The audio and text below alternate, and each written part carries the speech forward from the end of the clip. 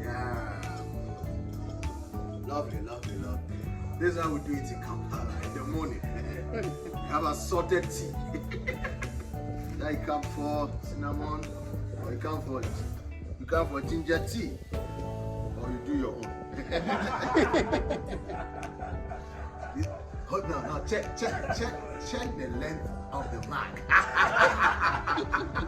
This is it. This is what I'm talking about. Yep. Yo, no. Thank you. Now check him. If it's so.